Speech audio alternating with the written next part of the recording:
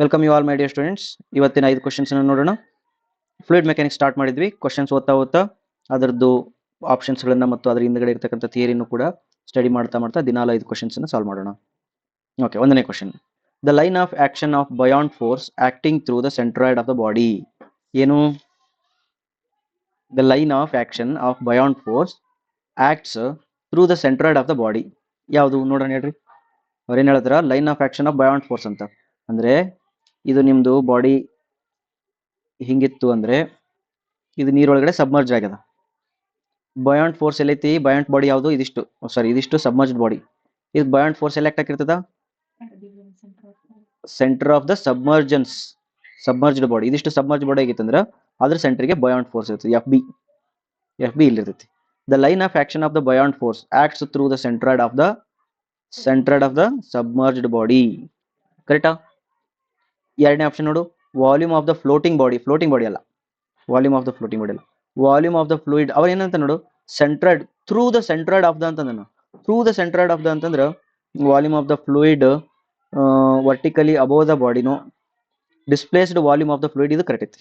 Submerge body ಅಂತ ಯಾಕೆ ತಗೊಳ್ಳಿಲ್ಲ ನಾನು ಅಂತಂದ್ರೆ ಸಮ್ಟೈಮ್ಸ್ ಇದು ಫುಲ್ ಸಬ್ಮರ್ಜ್ ಆಗಿತ್ತಂದ್ರ ಅವೇನ್ ಕೇಳಕತ್ತೇನ? ಥ್ರೂ ದ ಸಬ್ಮರ್ಜ್ ಬಾಡಿ ಅಂತ. ಕರೆಕ್ಟ್ ಐತಿ, ಸಬ್ಮರ್ಜ್ ಬಾಡಿಯಿಂದ ಹೋಗತೈತಿ. ಬಟ್ ಇಲ್ಲಿ ಅರ್ಧ ಸಬ್ಮರ್ಜ್ ಆಗಿತ್ತಂದ್ರ buoyant force displaced volume of the fluid through ಹೋಗಿರ್ತದೆ. That's why D option correct ಆಗುತ್ತೆ.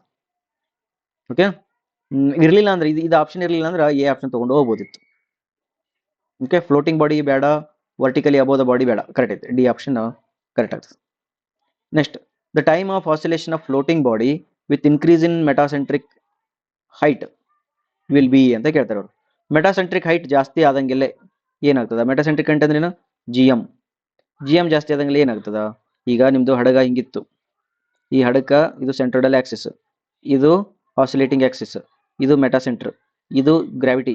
ಇವೆರಡರದ್ದು ಡಿಸ್ಟೆನ್ಸ್ ಜಾಸ್ತಿ ಆದಂಗೆಲ್ಲೇ ಅಂದ್ರೆ ಇದು ಮ್ಯಾಲೆ ಶಿಫ್ಟ್ ಆಯ್ತು ಅಂತಂದ್ರೆ ಆಸಿಲೇಷನ್ ದೂರ ಆಗುತ್ತಾ ಅಂತ ಹೇಳ್ತೀವಿ ನಾವು. ಕರೆಕ್ಟಾ? ಆಸಿಲೇಷನ್ ಟೈಮ್ ಜಾಸ್ತಿ ಆಗ್ತದ. ಬಟ್ ಇನ್ನೊಂದು ಏನಾಯ್ತು ನೋಡು, ಲೋವರ್ ಆರ್ ಹೈಯರ್ ಇನ್ನೊಂದು ಕೊಟ್ಟಾನ ಇಲ್ಲಿ, depends on the wait of the body ಅಂತ ಹೇಳ್ತಾರೆ ಅವರು. ಕರೆಕ್ಟ್ ಐತಿ. ಈಗ ಭಾಳ ಹೆವಿ ವೇಟ್ ಇತ್ತು ಅಂತಂದ್ರೆ ಸ್ಲೋ ಆಗಿ ಆಸಿಲೇಟ್ ಆಕೈತಿ, ಲೈಟ್ ವೇಟ್ ಇತ್ತಂದ್ರೆ ಫಾಸ್ಟ್ ಆಗಿ ಆಸಿಲೇಟ್ ಆಗ್ಬೋದು. ದೇರ್ ಫೋರ್ ಅದು ಅದ್ರ ಜೊತೆಗೆ ಏನಾಗ್ತದ? It depends on weight of the body ಆಗ್ತದ. ಅದನ್ನ ಡಿ ಆಪ್ಷನ್ ತಗೊಳೋದು ಒಳ್ಳೇದು.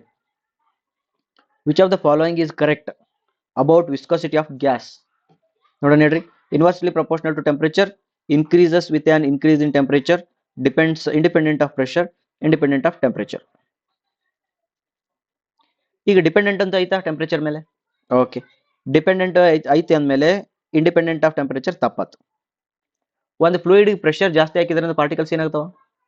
ಹತ್ತತ್ರ ಬರ್ತಾವ, ರೆಸಿಸ್ಟೆನ್ಸ್ ಜಾಸ್ತಿ ಆಗ್ತದೆ ಅಂದ್ರೆ ಅದು ಇಂಡಿಪೆಂಡೆಂಟ್ ಆಫ್ ಪ್ರೆಷರ್ ಅನ್ನೋದು ತಪ್ಪಾಯ್ತು.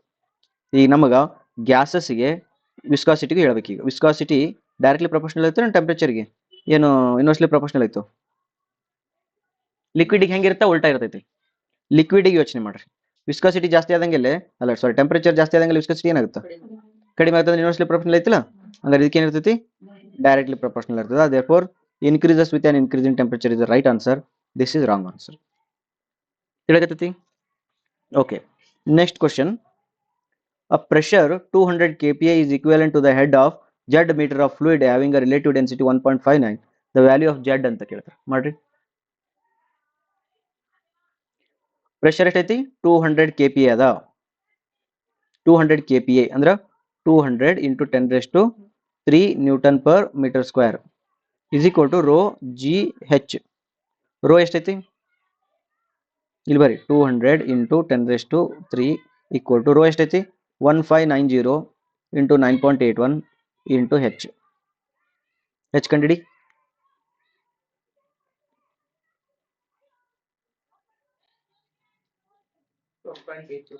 $12.82 is the right answer.